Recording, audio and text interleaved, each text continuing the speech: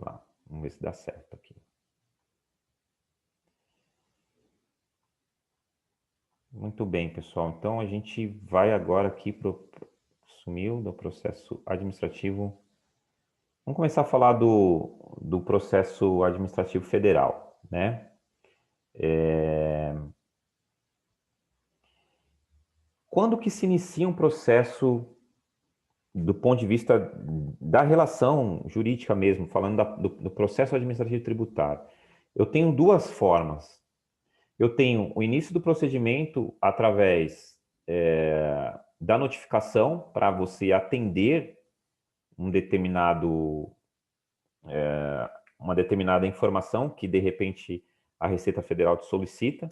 Então, quando você recebe qualquer aviso da Receita Federal de nota de esclarecimento, ali já se inicia um relacionamento de processo administrativo. Qual seja, que toda vez que eu recebo uma notificação da Receita Federal enviada de maneira formal, ela tem que ser respondida e atendida tempestivamente, ou seja, atendida dentro daquele prazo que normalmente a notificação te imputa de 10 dias para apresentar ou esclarecer informações sobre o tema que está informado ali naquela notificação. Então, recebeu a notificação, já está instaurado um processo de relação de processo administrativo. Razão pela qual toda notificação que você recebe da Receita Federal, ela tem que ser respondida e atendida dentro do prazo que está citado no devido ato ali. Caso eu não consiga atender, eu posso pleitear uma dilação daquele prazo, ou seja, negociar o prazo com o fiscal para atender aquela notificação. E ele pode deferir ou não deferir.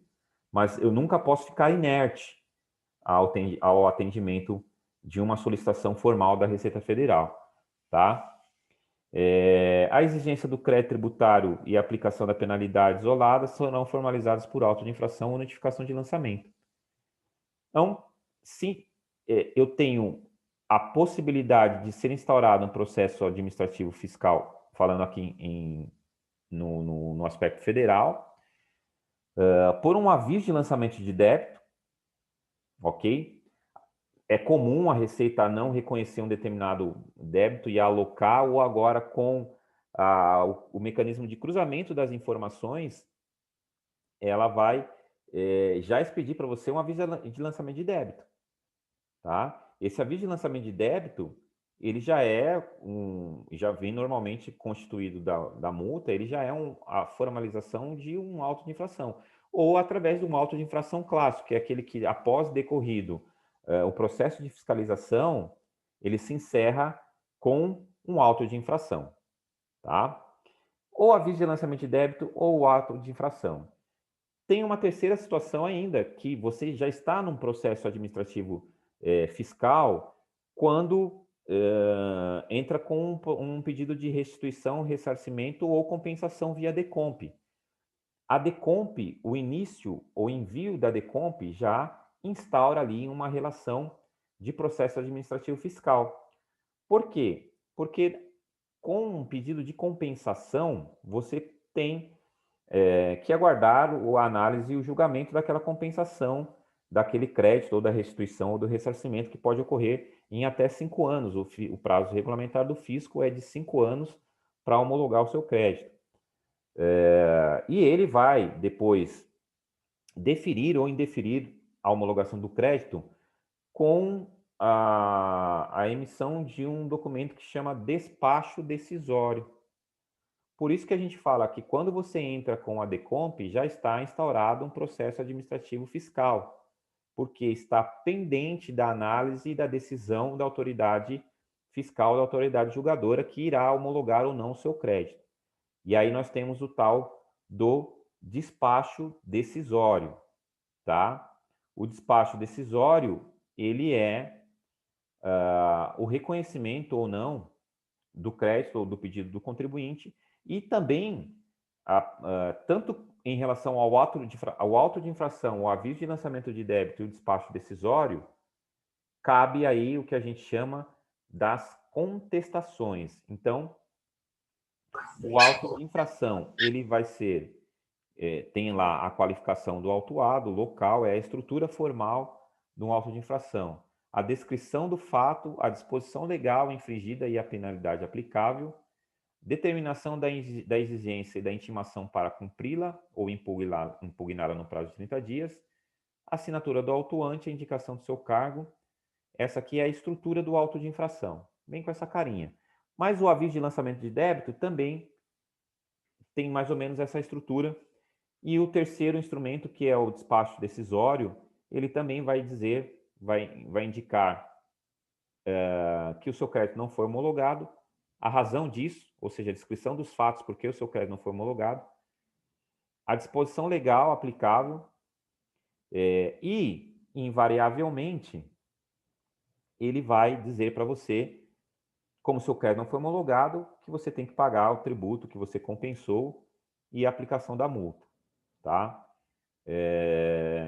Quando você tem um auto de infração, o ato subsequente é elaborar a impugnação.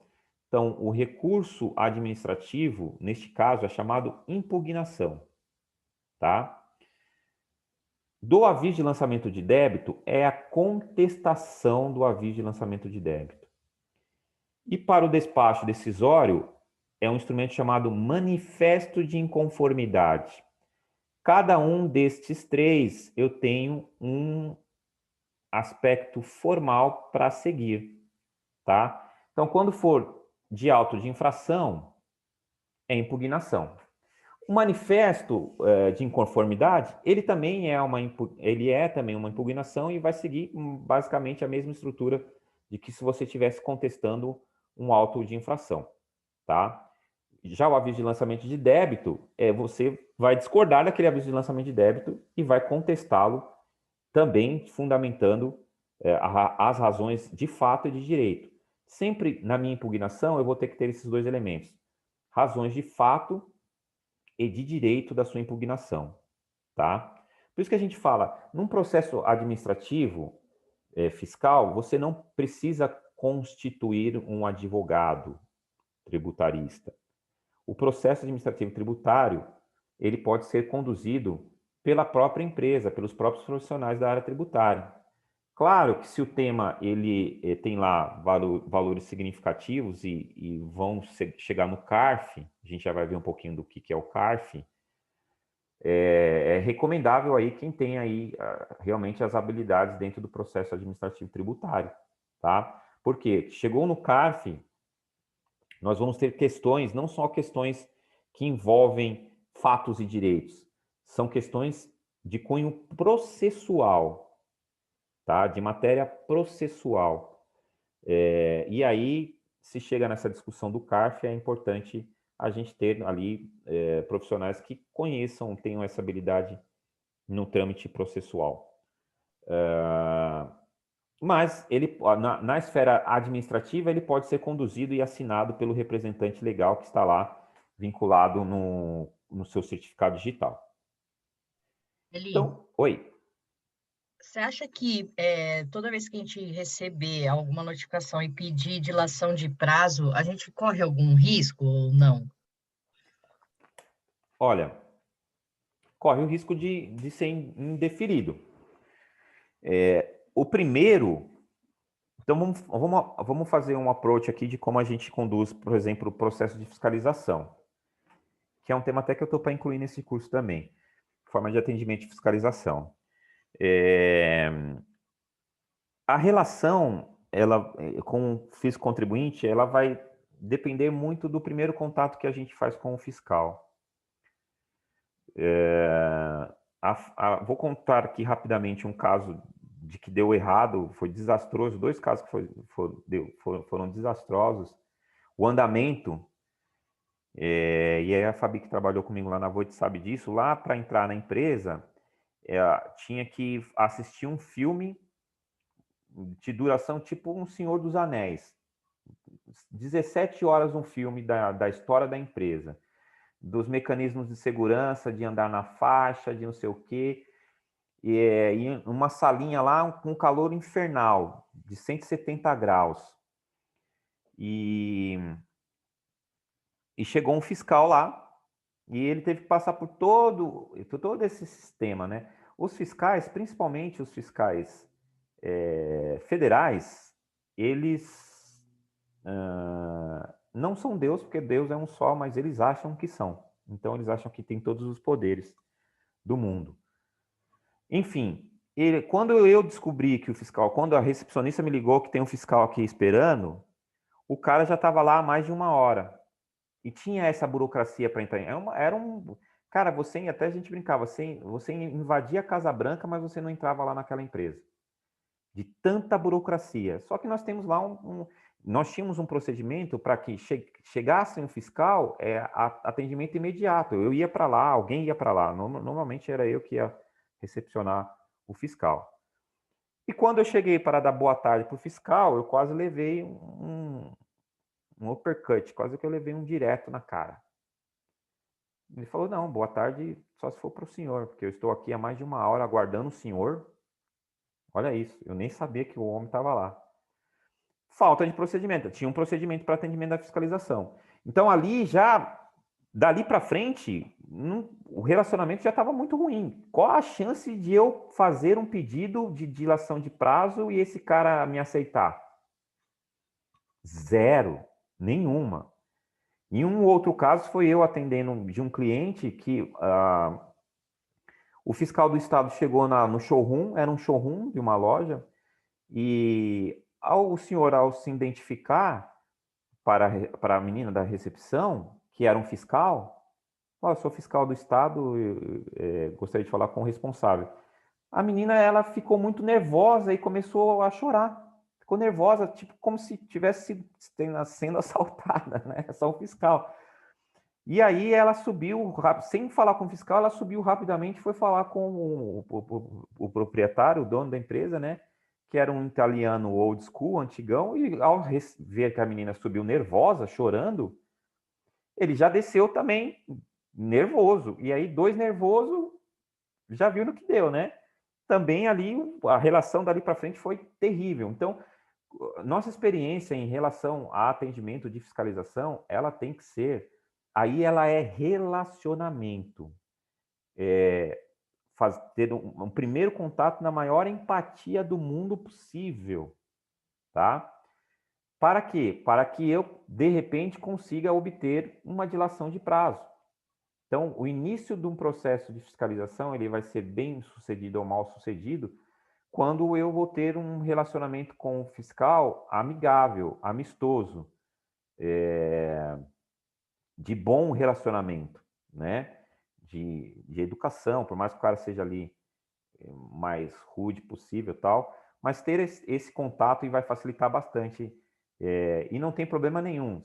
Se você, o que você não pode fazer é pedir 10 dias, e tô vendo que não vai dar mais, vou pedir mais 10, e aí não, aí realmente complica um pouco o relacionamento. O que nós fazemos como estratégia para atendimento de prazo?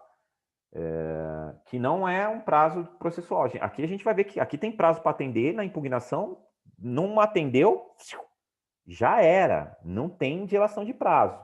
Aqui segue os prazos formais do rito processual constante da legislação, tanto para a gente quanto para o fisco, tá? Mas para atendimento da fiscalização, se você precisa de 10 dias, pede 15 para ele chegar te dar 10, entendeu? Se você precisa de 15, pede 20, pede sempre um pouco a mais do que você precisa para ele dar um pouco a menos e te dar o prazo, tá? Mas não tem nenhum problema não, Viviane, pode pedir. Beleza, Eli.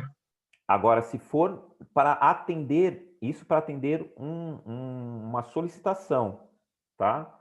Uma solicitação que o fiscal fez. Agora, para atender prazos de impugnação, são os prazos que seguem o rito processual, tá? Então, lá na impugnação tem essa estrutura formal, não vou seguir muito nela, mas, por exemplo, lá na pastinha, vocês têm esses modelos de impugnação administrativo fiscal, administrativo federal e estadual, tá? Eu disponibilizei lá na pastinha também para vocês o modelo de impugnação. No geral, eu Isso. vou ter essa carinha dela, vou ter essa narrativa, a identificação da impugnante, o que a gente vai chamar de recorrente, né, ou impugnante. Nós vamos ter a descrição, a narrativa dos fatos. Num segundo bloco, os elementos de direito, ou seja, onde eu vou utilizar a legalidade nas minhas explicações para contestar o auto. E um terceiro bloco que é o pedido. O pedido tem que ser pela nulidade do auto de infração ou do despacho decisório, se eu estiver falando em manifesto de inconformidade, tá? E aí, pessoal, os efeitos da minha impugnação. Então, eu nunca posso ficar na inércia, ou seja, recebi um aviso de lançamento de débito e não vou fazer nada. Se eu não fizer nada, passado o prazo de atendimento, eu perco todas as possibilidades de discutir administrativamente aquele aviso de lançamento de débito. Então, muito cuidado. Por quê? Porque a comunicação hoje é feita pelo ECAC. E se você clicar lá, ó, pum, já está contando o teu prazo. Tá? A contagem de prazos nos processos administrativos fiscais dá-se através da ciência eletrônica. E a ciência eletrônica começa a contagem do prazo quando você vai lá, ó, e de curioso e pum, clica lá Professor, e tem uma cartinha para você. deixa eu fazer uma pergunta, talvez meio boba, mas eu percebo que Não tem todo pergunta mundo, boba. e inclusive eu, acaba ficando meio inseguro. Essa contagem de prazo, normalmente quando a gente dá a cientificação, é a contar da data, ou seja, se eu recebi hoje, no dia 12, eu já começo a contar no dia 12. É a partir da data. Então, A dia partir 12 já é o primeiro dia da data da desse prazo. ciência. Isso, tá? Não é o dia subsequente, então. Eu sempre considero a data da ciência para margem de erros. Ok. Tá? E vou te dizer, acho que dei já esse exemplo lá nos primeiros módulos que a gente viu do curso. Eu fiz uma defesa brilhante de auto de infração, destruí o fiscal nos argumentos e errei na contagem de prazo. A minha impugnação foi considerada intempestiva. Então, por quê? Porque eu fiz contagem errada a partir da data do recebimento do AR. Como a gente recebeu via AR e não recebeu via ECAC, na verdade, eu esqueci de considerar o AR, né? E aí foi complicada a situação, tá? Então, eu sempre considero da data do recebimento, da data da ciência, para a gente não ter margem de dúvida, tá? Beleza, beleza. Então, nesse sentido, pessoal, quando a gente tem que tomar uma ação, ou impugna, que é a contestação, ou eu contesto, ou eu pago. A inércia vai levar você vai fazer com que você perca toda a possibilidade de discussão na esfera administrativa e já se encerre o processo administrativo e comece o processo judicial. Quando é que termina o processo administrativo e começa o processo judicial? Quando você esgotou os recursos administrativos, que a gente vai ver aqui as instâncias administrativas, e o crédito tributário é inscrito em dívida ativa. Quando o crédito tributário está inscrito em dívida ativa, nasce ali já um outro processo, que é o processo de execução fiscal. E o processo de execução fiscal só pode ser combatido com medida judicial, que é, neste caso, os embargos à execução, que acabou, eu não discuto mais processo administrativo. Você não pode mais discutir com... E aí tem uma série de implicações que a gente vai ver, tá? No campo do processo administrativo, a impugnação, ela tem o efeito de suspender a exigibilidade do crédito tributário, tá? O que é a suspensão do crédito tributário, da exigibilidade do crédito tributário? Olha, eu estou discutindo, eu não sei se esse auto de infração ainda é devido, eu não sei se eu não concordo com o despacho decisório que não homologou a minha Perdecomp. Então, isso vai ser submetido a um grau superior daquele que decidiu aqui em primeira instância. Então, como ainda não está decidido definitivamente se aquele débito é devido ou não, não foi constituído, então, o crédito tributário a favor do fisco, tá? Então, essa expressão que é muito presente na questão processual, vocês vão observar, já devem ter observado, crédito tributário. Quando ele estiver, em termos processual, crédito tributário, ele não está falando do nosso crédito. O crédito tributário está constituído em favor do fisco. Então, é o crédito para o fisco exigir a cobrança daquele tributo, tá? Então, cuidado com essa expressão crédito tributário, que o crédito tributário em matéria processual é o crédito tributário a favor do fisco, tá? Eli, Oi. então, assim, tira uma dúvida também. Então, quando a gente fala de certidão positiva com efeito de negativo, é vice-versa, não recordo agora, quer dizer que a gente está fazendo uma discussão de algum débito que foi lavrado, ou algum auto, ou algo parecido assim, é isso? Tem que você dar uma Exatamente. explicação Toda rapidinho? vez, assim, a Receita utiliza como forma de coerção a certidão, o impedimento da liberação da sua certidão negativa. Então, se você tem algum débito, ainda que aquele débito esteja sendo discutido ou administrativamente ou judicialmente, ele não te dá a certidão negativa. Muitas vezes eu preciso ingressar com um mandado de segurança para que ele me dê a certidão positiva com efeitos negativos. Por que positiva? Entendi. Porque existe um débito que ainda não virou crédito tributário. Existe um débito que está sendo discutido ou em âmbito de processo administrativo fiscal administrativo, né, tributário administrativo, ou até mesmo já esgotei. A gente vai ver que quando esgotadas as fases administrativas, eu ainda posso levar a discussão para o judicial, tá? Já para o fisco, não. A gente vai ver isso, que se o fisco perder em última instância administrativa, ele não pode recorrer ao judiciário, tá? Entendi. Porque ele não pode recorrer de uma decisão dele mesmo.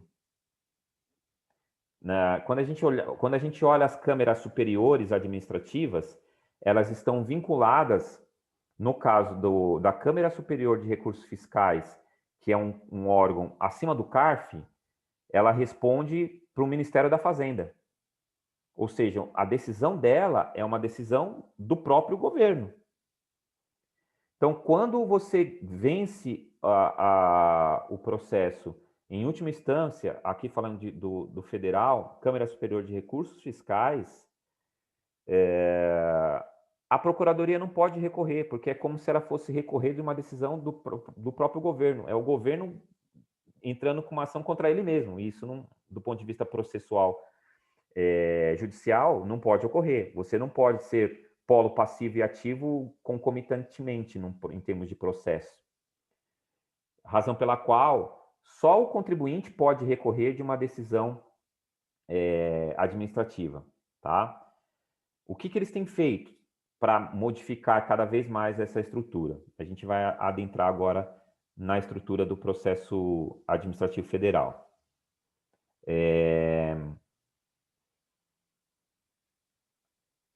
Aqui é o mapa, né? Mapa from hell. Então, basicamente você tem aqui, ó, o início, Receita Federal, auto de infração e intimação do auto, tá? Lembrando que pode ser um aviso de lançamento de débito Ou pode ser também um despacho decisório. Funciona do mesmo jeito. E aí você está aqui como contribuinte. Se você concorda, você vem aqui, ó, e paga. Aí, ó, extinção do crédito. Se você não concorda, não paga, você apresenta a sua impugnação ou manifesto de inconformidade, tá? Jesus, de novo. Se você não paga, você fica sem defesa, você fica nesse limbo aqui, ó, e não apresenta impugnação, automaticamente isto vai vir lá para o final, que é a inscrição do débito em dívida ativa, tá? Esse é o pior cenário, ok? Você tem que impugnar, pagar ou impugnar. O que acontece na primeira impugnação? A decisão de primeira instância. Quem vai julgar a decisão de primeira instância, quem vai proferir a decisão de primeira instância, ou seja, quem vai julgar o seu processo, é a DRJ, Delegacia Regional, ou seja, é o chefe do cara que te autuou. Vai vendo. O chefe do cara que te autuou é que vai julgar o seu recurso, a sua impugnação em primeira instância. A minha pergunta é, você vai derrubar esse auto de infração? Você vai ganhar esse auto de infração em primeira instância? Não. Acho que não. Eu tive um único caso porque caiu numa outra caiu numa DRJ lá do Nordeste. Não sei por que isso aconteceu. Foi, acho que volume de processo caiu lá, na DRJ de lá. E aí o fiscal, o cara, o delegado lá, tava com um negócio no corpo, porque o cara descascou o fiscal de um jeito que eu fiquei, caramba. Ele arrepiou, em outras palavras, ele colocou lá no despacho dele, foi o único caso que a gente ganhou uma decisão em primeira instância. Mas como o valor do auto era alto, automaticamente subiu para a segunda instância para a Receita recorrer. Em resumo, ele colocou lá, em outras palavras, se você tiver fiscal, se você tivesse feito o seu trabalho direito, eu não estaria aqui perdendo tempo julgando. Se eu tivesse ido lá no campo e verificar que um gerador não pode ser transportado de uma vez só, que ele vai ser transportado em partes e peças fracionadas e que remontam a uma única classificação fiscal do equipamento principal, eu não estaria aqui julgando essa asneira que você colocou aqui. Em termos, ele esculachou o fiscal. O único caso que eu ganhei um processo administrativo em primeira instância, mas depois subiu, né? Subiu e veio para cá. Para a segunda instância, que é um recurso voluntário, para os nossos amigos do CARF, tá? O CARF, aí sim começa a discussão técnica, porque o CARF, ele é um órgão misto, em que eu tenho membros juízes do CARF indicados pela sociedade, né? Representam lá, são profissionais de mercado que representam as entidades de classe que indicam membros para compor o CARF, desde que eles tenham lá notável saber jurídico tributário. E eu tenho membros juízes que são da própria administração tributária, que são fiscais, tá? São fiscais que recebem lá, assim, todo um acompanhamento, estudam, né, bastante para ser juiz do CARF, mas são fiscais. No final do dia, eles são fiscais. Então, o que buscou-se foi um órgão paritário que tivesse lá uma isonomia ao analisar os casos dos contribuintes, nem pesando para o contribuinte e nem pesando para a fazenda. Então, o CARF é composto de câmeras que são onde os julgadores são membros da sociedade e membros da própria administração fazendária que buscam aí uma equidade nas suas decisões. Acontece que muitas vezes tinha lá a questão do voto de paridade. O que é o voto de paridade? sempre que você tinha empates nas decisões, o voto de paridade ia para um juiz chefe da Câmara, e esse juiz, coincidentemente, ele nunca era um membro da sociedade, sim, era um fiscal, um agente fiscal. Então, os contribuintes acabavam perdendo nesse voto de paridade. E na reformulação recente, ele eliminou o voto de paridade, mas há uma questão ainda aí pendente interna, de ordem interna do CARF para aplicação desse item, tá? Então, no CARF você tem condições de discutir tecnicamente, sim, ok? Caso você perca o processo no CARF, ainda cabe um terceiro recurso, tá? Em caso de obscuridade, omissão ou contradição de decisão e os seus fundamentos. Contradição de decisão é que eu tenho uma câmara do CARF julgou de um jeito, eu tenho outra câmara do CARF que julgou de outro jeito. Isso vai para a Câmara Superior de Recursos Fiscais. E aí encerra-se a fase administrativo-tributária. Se você perder aqui na Câmara Superior de Recursos Fiscais, o seu crédito, ou seja, o seu débito, ele vai ser inscrito em dívida ativa, tá? E aí, em dívida ativa, nasce a possibilidade de uma nova discussão para você, mesmo com débito em dívida ativa. Qual é? Como o processo de inscrição de dívida ativa vai desencadear um processo chamado processo de execução fiscal, durante o processo de execução fiscal nasce o direito do contribuinte se defender novamente daquela execução, tá? E aí, qual que é o problema? Tem vantagens e desvantagens. O problema de você perder na fase administrativa e discussão e continuar a discussão no judicial é que o instrumento que você vai se utilizar para a defesa é os chamados embargos de execução. Nos embargos de execução, a regra do processo da lei de execução fiscal é que o contribuinte tem que garantir 30% do valor do auto. Então, ou com bens, ou em dinheiro, depósito judicial de 30%, ou em bens.